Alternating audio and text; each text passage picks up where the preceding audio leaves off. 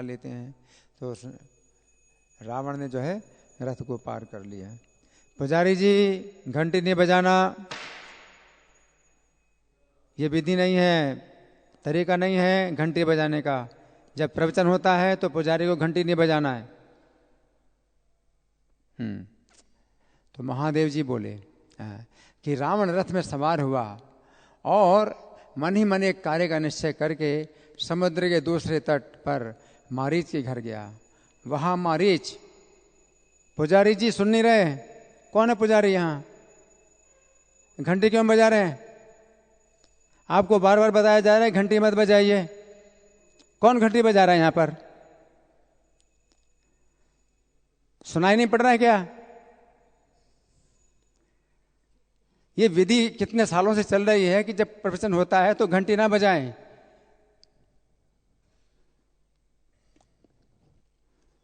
तो समुद्र के दूसरे तट पर मारीच के घर गया। वहां मारीच मुनियों के समान जटा वल्कल आदि धारण कर भगवान का ध्यान कर रहा था। मारीच क्या कर रहा था? जटा वल्कल धारण करके भगवान का ध्यान कर रहा था, है ना। तो मारीच अब राक्षस नहीं रहा, राक्षस है ये, लेकिन अभी वो क्या हो गया है? विरक्त हो गया है ना, विरक्त हो गया, साधु बन गया है। क्योंकि श्री राम ने उसको ऐसा दंड दिया था कि जिंदगी भर याद रखेगा। तो कोई व्यक्ति अगर नहीं मानता है ना तो उसको दंड मिलना चाहिए, और ऐसा दंड मिलना चाहिए जिंदगी भर याद रखे। नहीं तो समझते नहीं ये लोग, इनको समझाने से अगर समझ में नहीं आता है तो इनको दंड मिलना चाहिए। और मारीच को भगवान ने ऐसा दंड दिया कि जीवन भर अब जो है वो भूलता नहीं है, और साधु बन गया, है ना। तो क्या कर रहा है वो? भगवान का ध्यान कर रहा है। और समाधि भंग होने पर उसने रावण को अपने घर आया देखा। यजो मारीच सदनम परम पारम मुदन्वतः मारीचस्तत्र मुनिवन जटावल कल धार कहा। तो रावण को देखते ही वो शीघ्रता से उठ खड़ा हुआ और उससे गले मिलकर उसकी विधि पूर्वक पूजा की। तो मारीच को पता नहीं, मारीच को पता नहीं है कि रावण का उद्देश्य क्या है ना। तो वो जो है गले से मिला और विधि पूर्वक पूजा की, और आतिथ्य सत्कार के अनंतर जब रावण स्वस्थ होकर बैठा तो मारीच उससे बोला, हे रावण, इस समय तुम एक ही रथ में आए हो, तुम्हारा चित्त किसी कार्य के विचार में चिंताग्रस्त सा प्रतीत होता है। क्या कारण? अकेले आए हो? राजा होता है तो अपने साथियों के साथ आता है, मंत्रियों के साथ आता है, सेना के साथ आता है, कुछ तो सहायक होंगे। अकेला राजा आए, है ना, तो इसका क्या कारण है? कुछ बहुत चिंता है ना। तो रावण ने जो है ये जो विचार किया है, किसी मंत्री से परामर्श नहीं लिया, उसने स्वयं ही जो है निर्णय ले लिया। लेकिन तरीका ये होता है कि राजा जो है किसी भी कार्य का निर्णय लेना होता है तो सभा बुलाता है, मंत्रियों से परामर्श लेता है, इसके बाद फिर अंतिम निर्णय करता है। लेकिन यहाँ पर रावण ने जो है किसी के साथ भी विचार नहीं किया, है ना, और अकेले आया है। तो मारीच बोला कि तुम्हारा चित्त चिंताग्रस्त सा प्रतीत होता है, यदि गोपनीय ना हो तो मुझे वो कार्य बताओ, अगर छिपाने योग्य बात ना हो तो बताओ क्या कार्य है। हे राजन, यदि उसके करने में मुझे पाप ना लगे और न्याय के अनुसार हो तो कहो, मैं वो तुम्हारा प्रिय कार्य अवश्य करूंगा। क्या? पाप ना हो, अन्याय ना हो तो मैं तुम्हारा कार्य जरूर करूंगा, क्योंकि अब मैं पाप से और अन्याय से बहुत डर गया हूं, है ना। तो मारीच जो है ऐसा कह रहा है। ब्रोहि में नहीं गोप्यम, ब्रोहि में नहीं गोप्यम चेन करवाणी तव प्रियम न्यायम चेन ब्रोहि राजेंद्र वृजनम माम स्पृशेन नहीं। तो रावण बोला, रावण क्या बोला? राजा दशरथ अयोध्यापुरी का अधिपति है, उसका ज्येष्ठ पुत्र सत्य पराक्रमी राम है। चिंता, रावण की चिंता क्या है? अयोध्या का पति जो है दशरथ है और उसका ज्येष्ठ पुत्र सत्य पराक्रमी राम है। अस्ति राजा दशरथा साकेताधिपति किल राम नामा सुतस्तस्य ज्येष्ठा सत्य पराक्रम। उस अपने मुनिजन प्रिय पुत्र को दशरथ ने स्त्री और छोटे भाई लक्ष्मण के सहित वन में भेज दिया है। तो क्या मतलब कोई अन्याय नहीं किया, दशरथ ने वन में भेज दिया स्त्री सहित। तो ये असुर लोग जो है इसी प्रकार से बातें करते हैं कि श्री राम जो है कितने न्याय प्रिय हैं, आज्ञाकारी हैं, कितने विनम्र हैं, ये सब कुछ नहीं। तो राम जो है मुनियों का प्रिय है, तो दशरथ ने जो है स्त्री सहित वन में भेज दिया है। विवासयामास सुतं वनं वने जने प्रियं भार्या सहितं भ्रात्रा लक्ष्मणेन समन्वितम्। इस समय वो घोर दंडकारण्य के पंचवटी नामक शुभ आश्रम में रहता है। उसकी भार्या सीता तीनों लोगों को मोहित करने वाली है। तो मेरी चिंता का विषय ये है कि वन में जब आ गया है सीता के साथ, और सीता तीनों लोगों का मन मोहने वाली है। वो राम मेरे बड़े पराक्रमी निरपराध राक्षसों को भाई खर सहित मारकर उस तपोवन में निर्भयता पूर्वक बड़े आनंद से रहता है। मेरे भाई जो है निरपराध थे।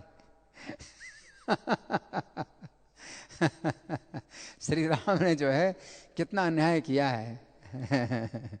एक तो पिता ने त्याग दिया, तो दोष उसमें देख करके पिता ने जो है राम में दोष देख करके वन में भेज दिया राम को। और अब जो है राम का दूसरा दोष ये कि मेरे जो है भाइयों को, निरपराध राक्षसों को जो मेरे बड़े पराक्रमी थे, मार करके निर्भयता पूर्वक बड़े आनंद से रहता है। ये एक बहुत बड़ा दोष राम का। आनंद से रहता है। मेरी बहन शूर्पणखा ने उसका कुछ भी नहीं बिगाड़ा था। तो कुछ नहीं बिगाड़ा था, क्यों? क्योंकि मेरी बहन है। तो जितना भी मतलब गलत काम करे, अगर मेरी बहन है तो वो गलत नहीं हो सकती। तो मेरी बहन शूर्पणखा ने उसका कुछ भी नहीं बिगाड़ा था, किंतु उस दुष्ट ने उसके नाक कान काट डाले। अब निर्भयता पूर्वक उस वन में रहता है।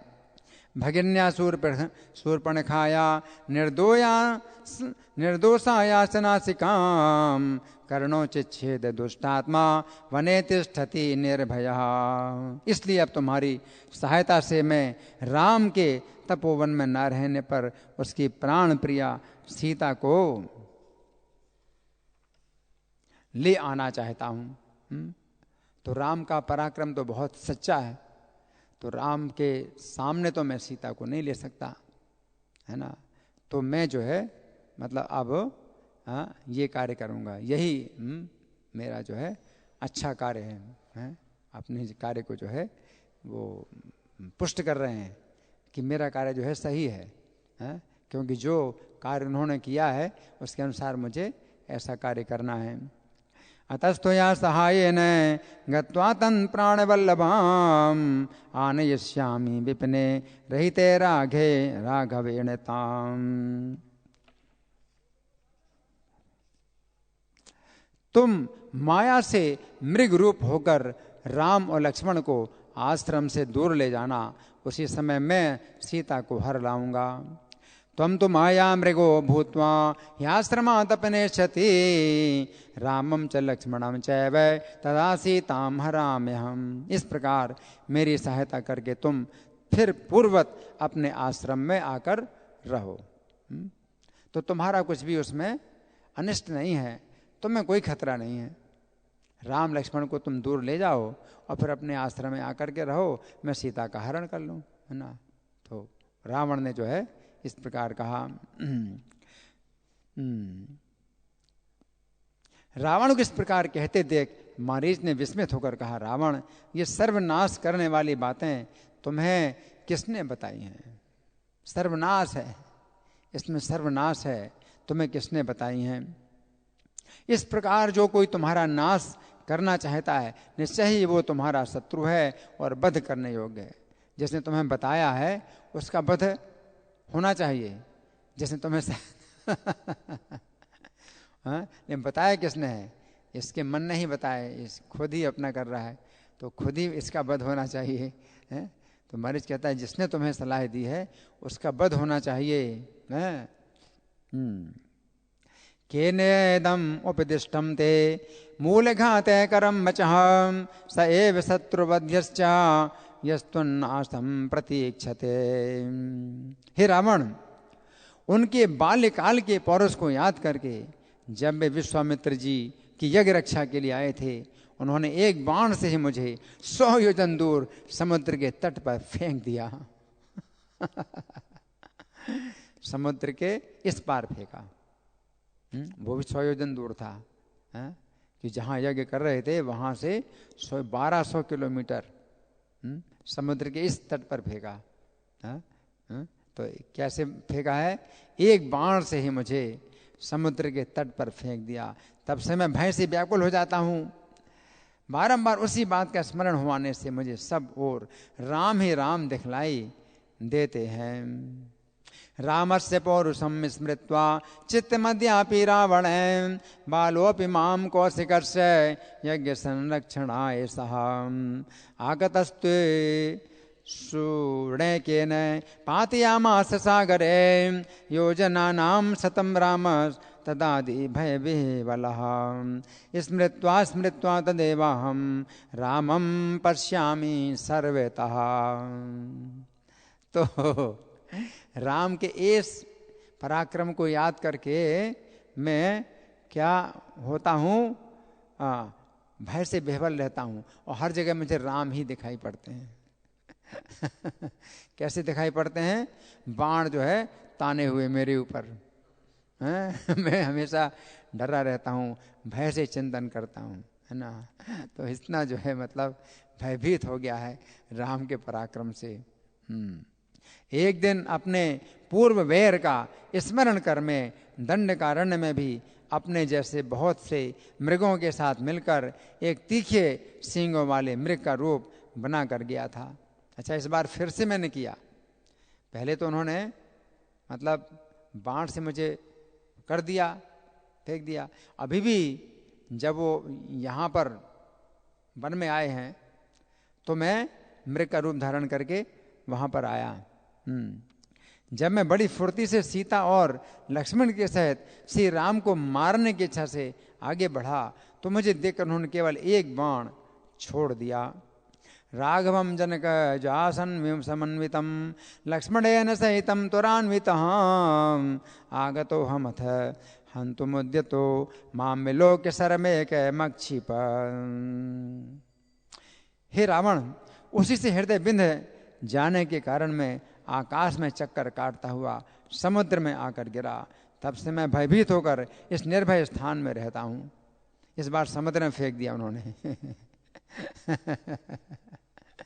राम लक्ष्मण सीता तीनों को मारने के लिए मैं आया था कि पहले का वैर स्मरण करके कि पहले फेंका था मुझे तो दोबारा तो समुद्र में उन्होंने फेंक दिया। तब से भयभीत होकर इस समय निर्भय स्थान में रहता हूँ।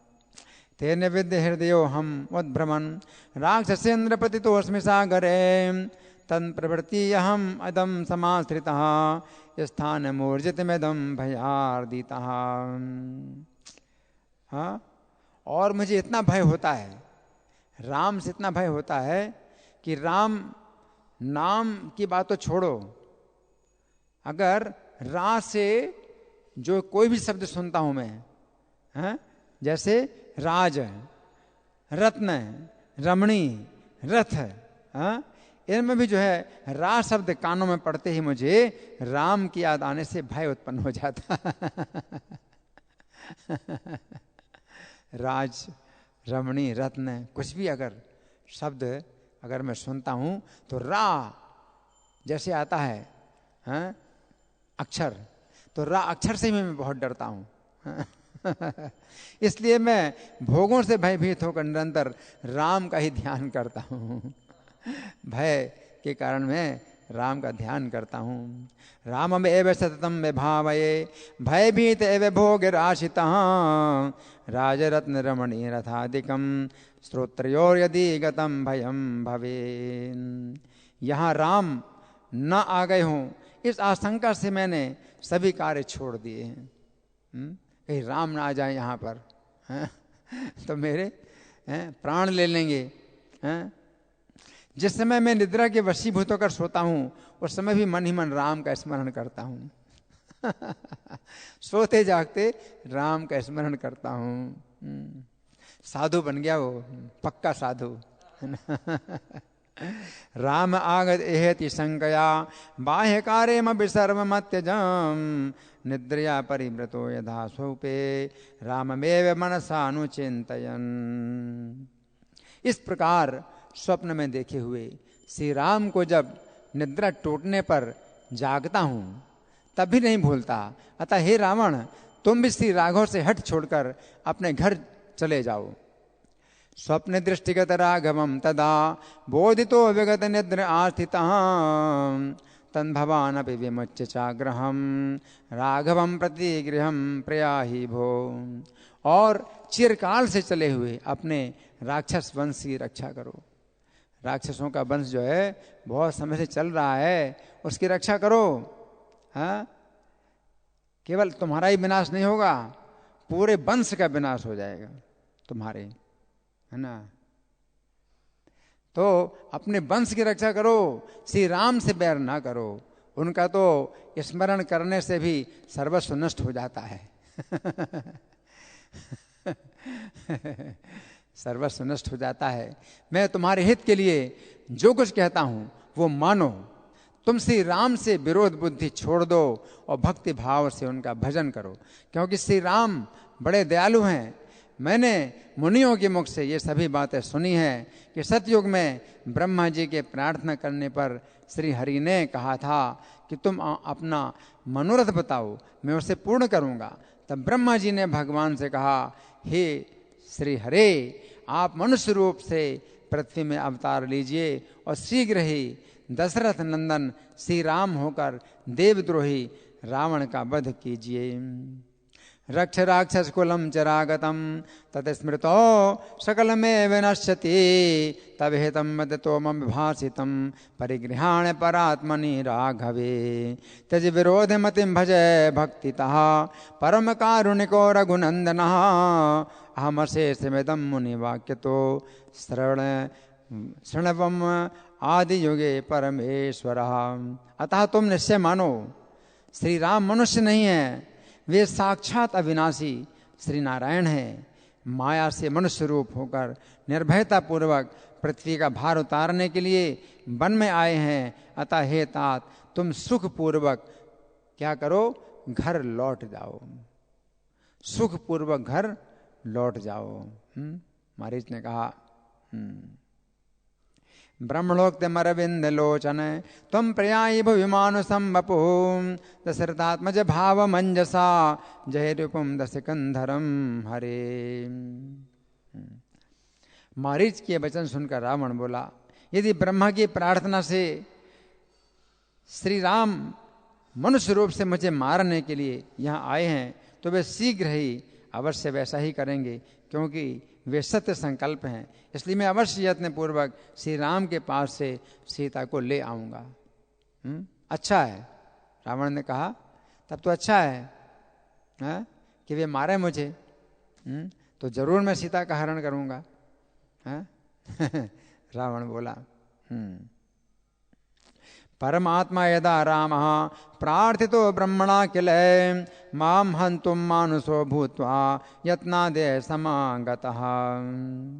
हे वीर, यदि मैं युद्ध में उनके हाथ से मारा गया तो परम पद प्राप्त करूंगा, और यदि मैंने ही श्री राम को रण क्षेत्र में मार डाला तो निर्भयता पूर्वक सीता को प्राप्त करूंगा।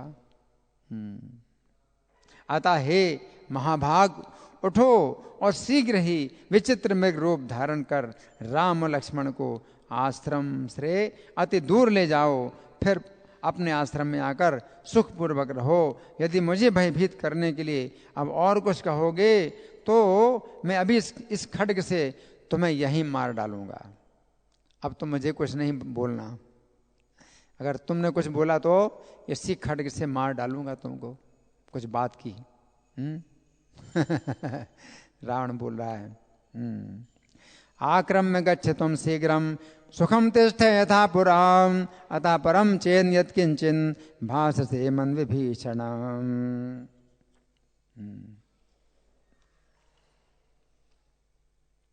उसका ये कथन सुनकर मारीच ने मन ही मन सोचा। अब मन ही मन सोचा मारीच ने, अब इससे बोलना ठीक नहीं है, ये तो मार डालेगा। मन ही मन सोचा यदि श्री राम ने मुझे मारा तो मैं संसार सागर से पार हो जाऊंगा, और जो कहीं इस दुष्ट ने मुझे मार डाला तो मुझे नरक की प्राप्ति होगी। अगर ये मुझे मारेगा तो मैं नरक में जाऊंगा, अच्छा है श्री राम के द्वारा मारा जाऊं। यदि माम राघवो हन्यान् तदा मुक्तो भवार्णवान् माम हन्याद् यदि चेत् दुष्टं तदा मे निरयो ध्रुवम्। इस प्रकार श्री राम के हाथ से ही अपना मरना निश्चय कर वो शीघ्रता से उठा और रावण से बोला, हे राजन, मैं आपकी आज्ञा पालन करूंगा। ऐसा कहकर वह रावण के रथ पर चढ़कर श्री राम के आश्रम पर आया और चांदी की बूंदों के सहित शुद्ध स्वर्ण मृग बन करके आ गया। सोने का मृग, चांदी की बूंदें हैं और सोने का जो है पूरा शरीर, त्वचा उसकी सोने की है। इत्युक्त्वा रथमास्थाय गतो रामाश्रमं प्रति शुद्ध जाम्बू नदे प्रख्यो मृगो भून् द्रौप्य बिंदुकः। उसके सींग रत्नों के थे, खुर मणियों के बने हुए। क्या सींग किस चीज के थे? रत्नों के।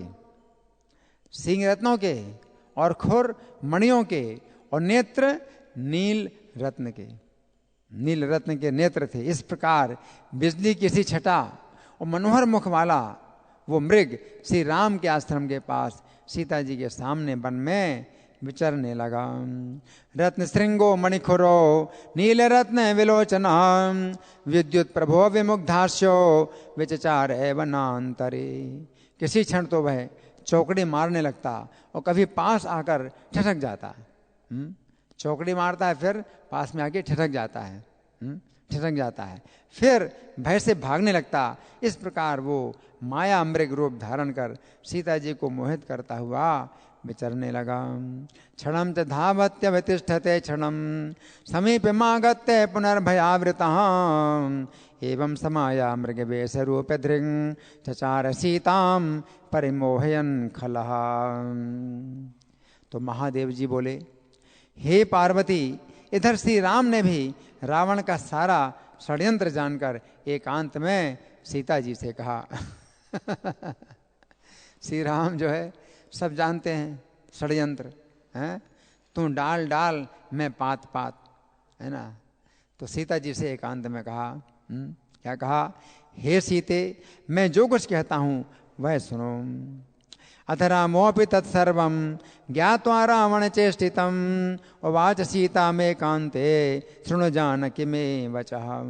हे शुभे, रावण तुम्हारे पास भिक्षु का रूप धारण कर आएगा, अतः तुम अपने ही समान आकृति वाली अपनी छाया को कुटी में छोड़कर अग्नि में प्रवेश कर जाओ और मेरी आज्ञा से वहां अदृश्य रूप से 1 वर्ष रहो।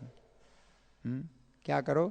अग्नि में प्रवेश कर जाओ, अपनी छाया छोड़ो और 1 साल तक मेरी आज्ञा से उसी में रहो। तब रावण के मारे जाने पर तुम मुझे पूर्ववत पालोगी। अग्नावदृश्य रूपेण वर्षम तिष्ठे ममाज्ञया रावणस्य वधान्ते माम पूर्वं प्राप्स्यसे शुभे। श्री राम के वचन सुनकर सीता जी ने भी वैसा ही किया। वे मायामयी सीता को बाहर कुटी में छोड़कर स्वयं अग्नि में अंतर्धान हो गईं। तब उस सीता ने मायामय मृग को देखकर श्री राम के पास आकर हंसते हुए बड़ी नम्रता से कहा, माया सीता तदा पश्यन् मृगं माया विनिर्मितं हसन्ति राम मध्येत्य प्रोवाच विनयान्वितां। हे राम, ये रत्न विभूषित विचित्र सुवर्ण मृग देखिए, इसके शरीर में कैसे अद्भुत बिंदु हैं, ये कैसी निर्भयता से विचर रहा है। हे प्रभु, आप इसे बांध कर मुझे ला दीजिए, ये सुंदर हरिण मेरा क्रीड़ा मृग हो जाए, मेरे खेलने के लिए अच्छा है ये पशु।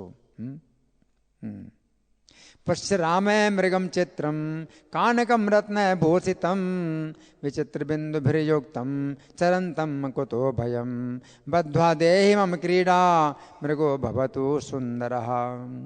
तब श्री राम ने बहुत अच्छा कहकर अपना धनुष उठा लिया और जाते समय लक्ष्मण जी से कहा, लक्ष्मण, तुम प्राण प्रिया सीता की यत्न पूर्वक रक्षा करना। वन में बड़े मायावी भयंकर राक्षस विचर रहे हैं, अतः तुम साध्वी सीता की बहुत सावधान रहकर रक्षा करना। मायिनः सन्ति विपिने राक्षसा घोर दर्शनाम अतोत्रावहितः साध्वीं रक्षसीताम निंदिताम। तब लक्ष्मण जी ने श्री राम से कहा, देव, ये मृग रूप धारी मारीच है, इसमें संदेह नहीं, क्योंकि भला मृग ऐसा कहाँ हो सकता है। तो लक्ष्मण जी को ये रहस्य पता नहीं है। श्री राम ने सीता जी को बता दिया, और वो माया सीता है ना, तो उसको भी पता है कि मेरा हरण करने के लिए रावण आएगा, तो वो भी ऐसी ही बातें कर रही हैं। और श्री राम भी जो है कह रहे हैं कि तुम सीता की रक्षा करो। तो लक्ष्मण जी को रहस्य पता नहीं है। लक्ष्मण जी कहते हैं कि नहीं श्री राम, ये जो है मारीच है, ऐसा मृग नहीं हो सकता, ये मारीच है, दुष्ट है। लक्ष्मणो राम माहेदम देवाय मृग रूप धृंग मारीचोत्र न संदेह एवं भूतो मृग कुतः। श्री राम बोले, यदि ये मारीच है तो इसमें संदेह नहीं, मैं इसे अवश्य मार डालूंगा, और यदि मृग ही है तो सीता का मन रखने के लिए ले आऊंगा, तो जिंदा ले आऊंगा। श्री राम कहते हैं अगर मारीच है तो इसका वध कर दूंगा, और अगर मृग है ये तो इसको पकड़ के ले आऊंगा। तब तक तुम मैं अभी जाकर बहुत शीघ्र ही इस मृग को बांध कर ले आता हूं, तब तक तुम सीता की रखवाली करते हुए बहुत सावधान रहना। गमिष्यामि मृगम बद्ध्वा यानेष्यामि सत्वरः त्वं प्रयत्नेन संतिष्ठ सीता संरक्षणोद्यतः। तो श्री राम ने ऐसा कहकर उस माया मृग के पीछे दौड़ना शुरू कर दिया। वे भगवान सब कुछ जानते हैं, फिर भी उस मृग के पीछे दौड़े। इससे ये बात है, सत्य है कि भगवान हरि बड़े भक्त वत्सल हैं। भगवान सब कुछ जानते थे, तथापि सीता जी को प्रसन्न करने के लिए वे मृग के पीछे गए, नहीं तो पूर्ण काम श्री राम को मृग अथवा स्त्री से क्या काम था। वो मृग कभी तो पास ही दिखलाई देने लगता था और एक क्षण में दूर भागकर छिप जाता था। मृगेण वा स्त्रिया वापि किम कार्यम परमात्मनः कदाचिन उन्दृश्यते अभ्यासे क्षणम धावति लीयते। फिर बहुत दूरी पर दिखलाई देता। इस प्रकार वह श्री राम को बहुत दूर ले गया।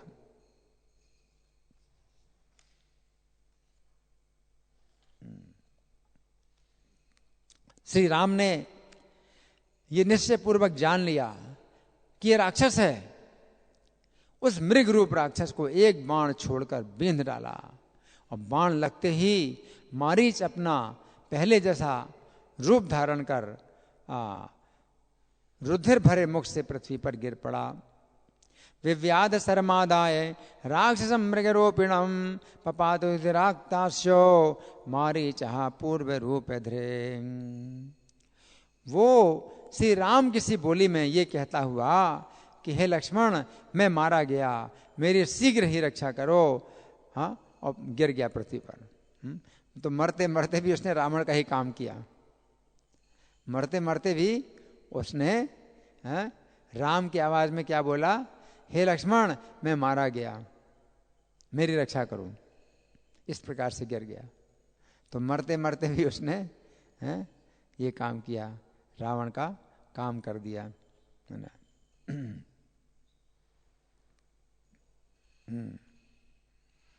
हा हतोऽस्मि महाबाहो त्राहि लक्ष्मण मां द्रुतम् इत्युक्त्वा रामवद वाचा पपाते रुधिराशनः।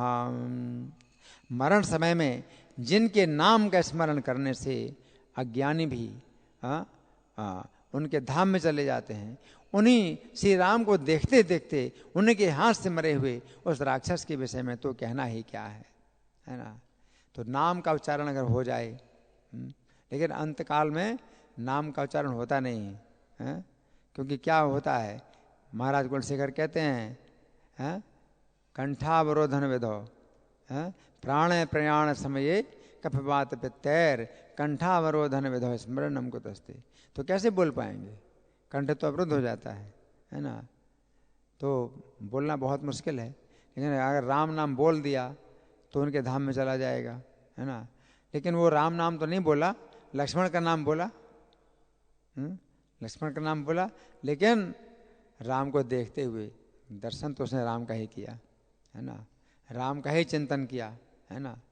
तो इस प्रकार से अगर वो भगवान के धाम में चला गया तो कौन सा आश्चर्य है ना। तो ब्रह्म विवृत पुराण में लिखा है कि जित नाम का ये जो है सेवक है वैकुंठ का, जो जय और विजय, ये तो रावण कुंभकर्ण जय विजय हैं, उनका भी जो सेवक है जित नाम का सेवक, जो उसी द्वार पर रहता है, वैकुंठ के द्वार पर रहता है, ये मारीच है वो। तो अपने स्थान में चला गया, वैकुंठ में अपनी सेवा में चला गया। उसके शरीर से निकला हुआ तेज श्री राम में समा गया। ये देखकर देवताओं को बड़ा आश्चर्य हुआ। तो ये तरीका यही होता है कि राम में तेज समा गया और फिर भगवान के शरीर से फिर निकला तो उसको आध्यात्मिक शरीर प्राप्त हो गया और फिर वैकुंठ में चला गया, है ना। तो देवताओं को आश्चर्य हुआ। देवता लोग कहने लगे, अहो इस मुनियों के हत्यारे पापी निशाचर ने कैसे कैसे कुकर्म किए, फिर कैसी शुभ गति प्राप्त कर ली, श्री राम की कैसी महिमा है। मुनियों को खाया, तपस्वी मुनियों को खाता रहा है, और तो भी जो है श्री राम के द्वारा मर करके शुभ गति वैकुंठ प्राप्त कर लिया। श्री राम की कैसी महिमा है।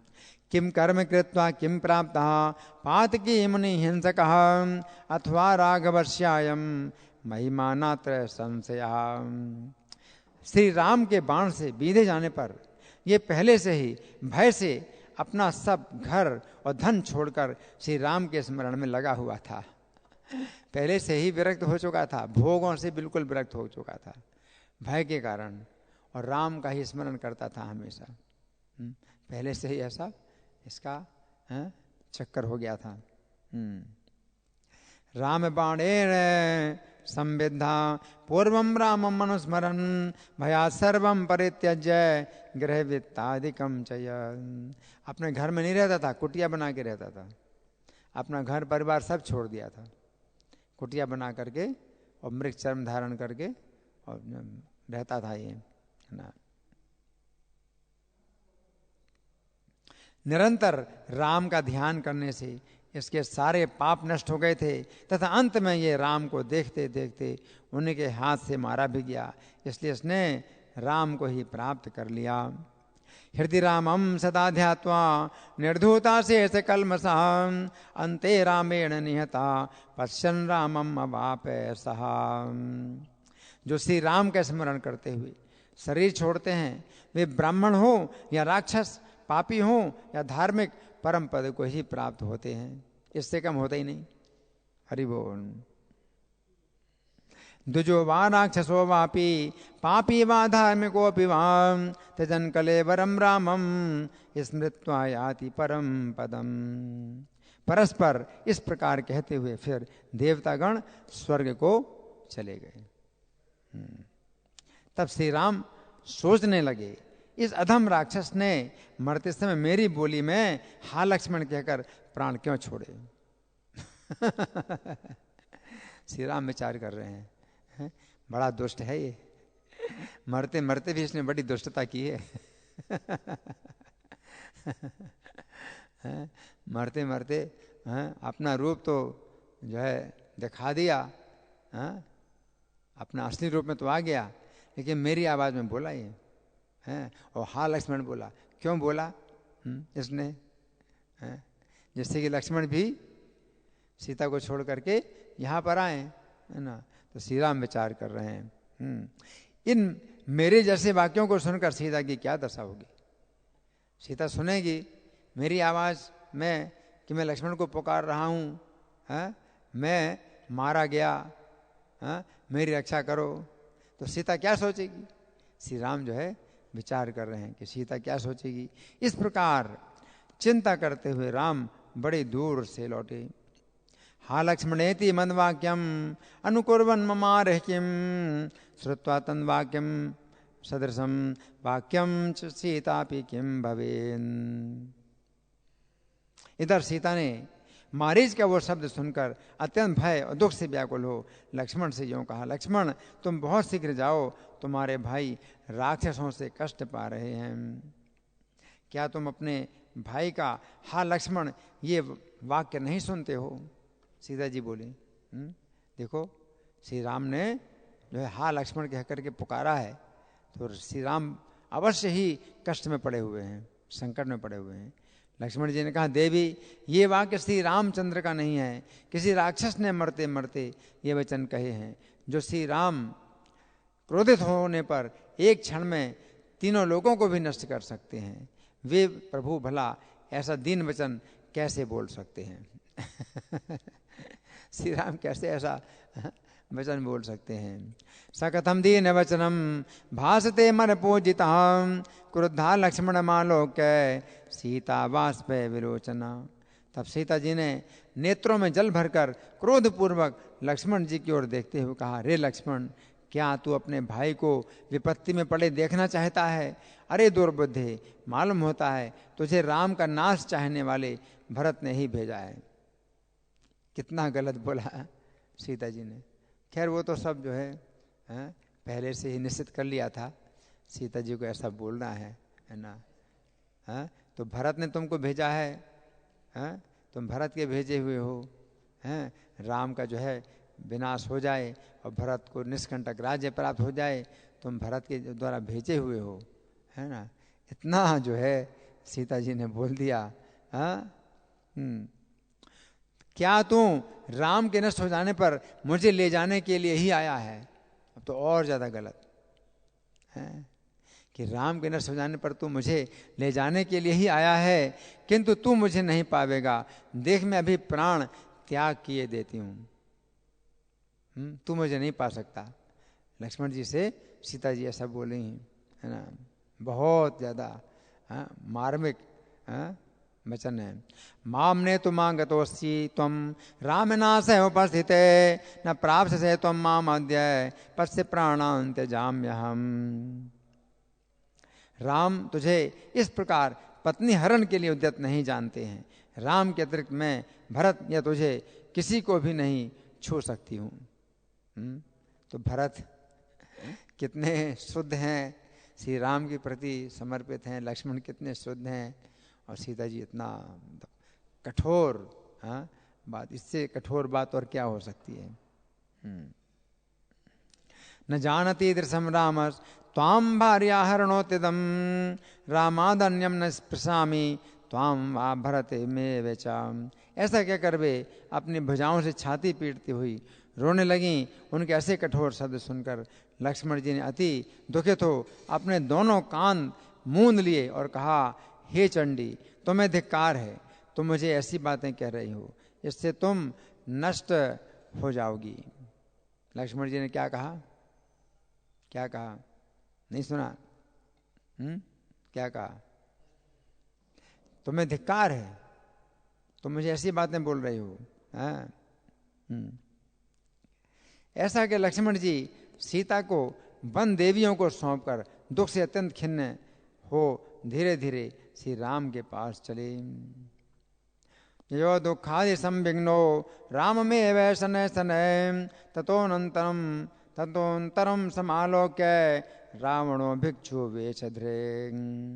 इसी समय मौका समझकर रावण भिक्षु का वेश बना दंड कमंडलों के सहित सीता के पास आया।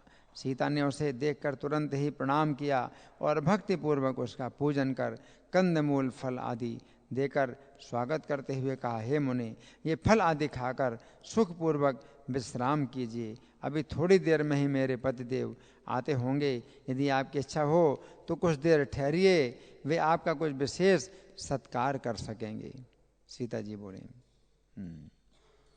कंदमूल फलादीनि दत्वा स्वागतम ब्रवीन मुने भुंक्षो फलादीनि विश्रमस्व यथा सुखम। भिक्षु बोला, हे देवी, तुम कौन हो? तुम्हारे पति कौन है?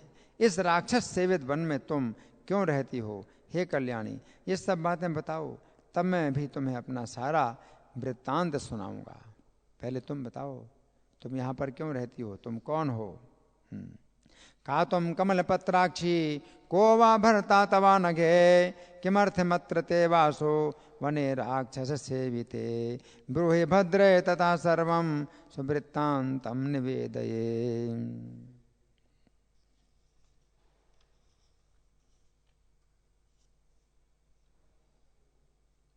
सीता जी बोली, हे भिक्षु, श्रीमान महाराज दशरथ अयोध्या के राजा थे। उनके ज्येष्ठ पुत्र सर्व सुलक्षण संपन्न राम हैं। मैं जनक नंदिनी सीता उन्हीं की धर्म पत्नी हूँ। उनका छोटा भाई लक्ष्मण है, वो आप अपने भाई का अत्यंत स्नेही है। तो सीता जी बता रही हैं लक्ष्मण के बारे में। क्या बता रही? अपने भाई का अत्यंत स्नेही है। अभी तो लक्ष्मण को बहुत बुरा बोला और अब परिचय दे रही हैं तो बता रहे हैं कि लक्ष्मण अपने बड़े भाई का अत्यंत स्नेही है। अयोध्याधिपति श्रीमान राजा दशरथो महान तस्य ज्येष्ठा सुतो राम सर्वलक्षण लक्षिता तस्याहं धर्मतः पत्नी सीता जनके नंदिनी तस्य भ्राता कनीयांचा लक्ष्मणो भ्रातृवत्सलः। श्री राम पिता की आज्ञा से 14 वर्ष दंडकारण्य में रहने के लिए आए हैं। अब मैं आपके विषय में जानना चाहती हूँ, आप भी मुझे अपना परिचय दें। पितुराज्ञां पुरस्कृत्य दंड के वस्तुमागतः चतुर्दश समास्त्वां तो ज्ञातुमिच्छामि मे वदय। भिक्षु बोला, मैं पुलस्त नंदन विश्रवा का पुत्र राक्षस राज रावण हूँ। मैं तुम्हें पाने की इच्छा से संतप्त हूँ, अतः इस समय तुम्हें अपनी राजधानी में ले जाने के लिए यहाँ पर आया हूँ। पौलस्ते तनयो हम तो रावणो राक्षसाधिपां तत्काम परितप्तो हम त्वाम ने तुम पुरमागतः। उस मुनि वेशधारी राम से तुम्हें क्या मिलेगा? तुम मुझसे प्रेम करो और इस वनवास के दुखों से छूटकर मेरे साथ नाना प्रकार के भोग भोगो। मुनिवेशेन रामेण किम करे शशिमां भजय भुंक्ष भोगान मया सार्धम तजतुखम वनोद्भवम। तो सीता से जो है रावण जैसी बातें बोल रहा है, ये उसी प्रकार की बातें हैं जैसे कोई मछली से कहे कि मछली तू पानी में रह के क्या करेगी, मेरे घर में आ तो उसको टीवी दिखाऊंगा और 56 प्रकार के भोग खिलाऊंगा। मछली पानी में है, वो सुखी है और पानी से बाहर निकालो अपने घर में, उसको 56 प्रकार के भोग दोगे, क्या होगा? वो कैसे जीवित रहेगी? तो रावण सीता को कह रहा है कि मुनि का वेश धारण करने वाले राम के साथ तुझे क्या मिलेगा? मेरे साथ मुझसे प्रेम कर, हजारों प्रकार के भोग प्रदान करूंगा। उसके वचन सुनकर सीता जी ने कुछ डरते हुए उससे कहा, यदि तुम मुझसे ऐसी बात कहेगा तो श्री राम तुझे नष्ट कर देंगे। जरा ठहर जा, भाई के सहित श्री राम अभी आते होंगे, ठहर जा तुम। सीता जी कहते ठहर जा, लेकिन वो ठहरने के लिए थोड़े आया था, श्री राम की अनुपस्थिति में सीता को लेने आया था, है ना। तो सीता जी कहती हैं जरा ठहर जा, मेरे साथ कौन बल का प्रयोग कर सकता है? क्या सिंह की पत्नी के साथ खरहा भी बल प्रयोग कर सकता है?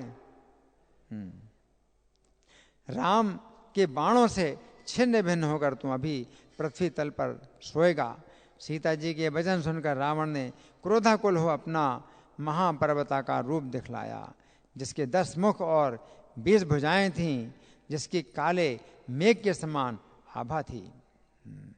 राम बाणैर विभिन्नस्त्वं पतिष्यसि महीतले इति सीता वचा श्रुत्वा रावणः क्रोधे मूर्छितः। उस भयंकर रूप को देखकर वन देवियां और वन के जीव भयभीत हो गए। तब रावण ने पृथ्वी को नखों से खोदकर उन्हें अपने हाथों से उठा लिया और रथ में डालकर तुरंत आकाश मार्ग से चल दिया। तदृष्ट्वा वनदेव्यश्च भूतानि च वितत्रसुः ततो विदार्य धरणीं न कैरुनृत्य बाहुभिः तोलयित्वा रथे क्षिप्त्वा यो क्षिप्रं विहाय सां हा राम हा लक्ष्मणेति रुदति जनकात्मजा।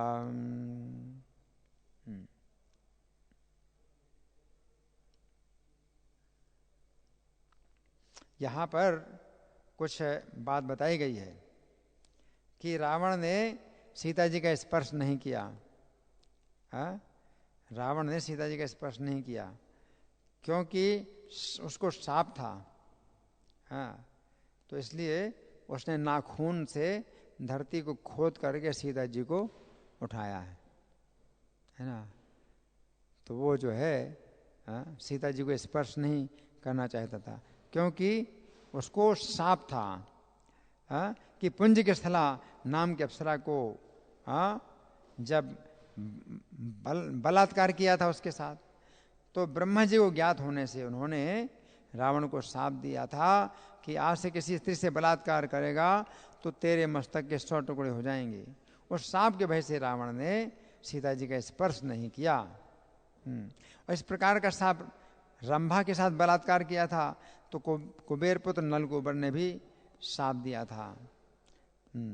परंतु वो शाप पहला था और अपने तपोबल के कारण रावण उससे डरता नहीं था, इसलिए पीछे वह पुंज की स्थला पर बलात्कार करने का उसने साहस किया था।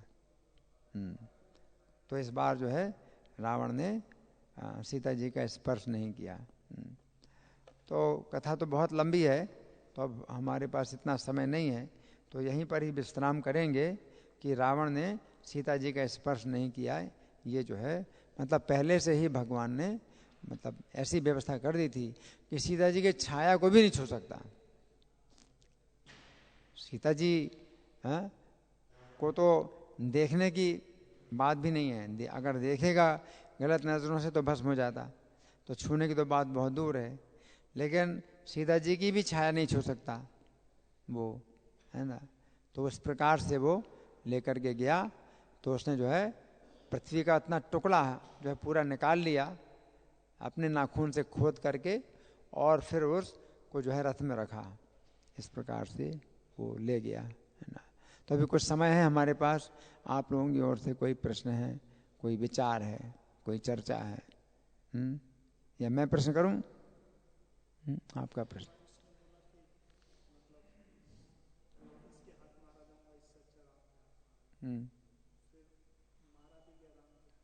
हाँ। तो मारीच नहीं सोचा कि अगर मैं इसके हाथों मारा जाऊंगा तो नरक में जाऊंगा, हाँ, उससे अच्छा है कि श्री राम के हाथों मारा जाऊं, है ना। नहीं, वैसे तो श्री राम का स्मरण करता था, तो अगर किसी के भी हाथों मारा जाए, अगर राम का स्मरण करता है ना, तो उसमें कोई दिक्कत नहीं है। लेकिन मारीच ने जो है फिर यही सोचा कि श्री राम के हाथों मारा जाऊं, है ना, और रावण का भी कार्य कर दूं, है ना, तो रावण भी मारा जाए। तो रावण ने भी कहा था कि भाई मुझे भी मरना है ना, तुम तो नहीं मरोगे लेकिन मुझे तो मरना है। तो मारीच ने कहा कि अब मैं तो मरा तो ये भी, इसको भी तो मरना चाहिए। तो रावण को मरवाने के लिए उसने जो है राम की आवाज में जो है इस तरह से आवाज दी और सीता जी सुन पाए। हाँ, आपका प्रश्न है?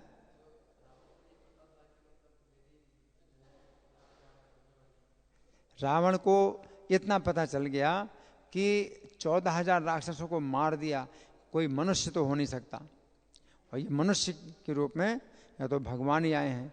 और ब्रह्मा जी से प्रार्थना की है देवताओं ने, तो ब्रह्मा जी ने भगवान से प्रार्थना की है। तो ब्रह्मा जी की प्रार्थना सुन करके अगर भगवान आ गए हैं तो ज़्यादा संभावना तो यह है कि भगवान है।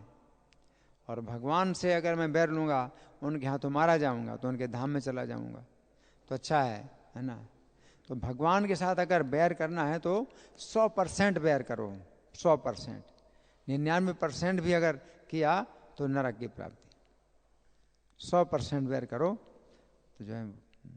लेकिन जो जैसे बेन, राजा बेन है, वो नरक में गया, वो भगवान को नहीं मानता था, तो वो तो नरक में गया, है ना।